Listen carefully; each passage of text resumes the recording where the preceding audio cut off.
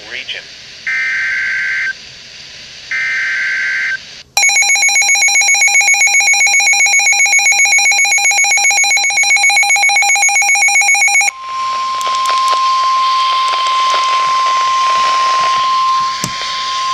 The National Weather Service in Wilmington has issued a severe thunderstorm warning for central Brown County in southwestern Ohio, northwestern Adams County in southwestern Ohio, southwestern Highland County in southwestern Ohio, until 5:15 p.m.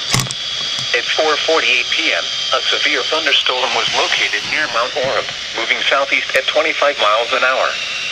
Hazard, 60 miles an hour wind gusts and quarter-size hail.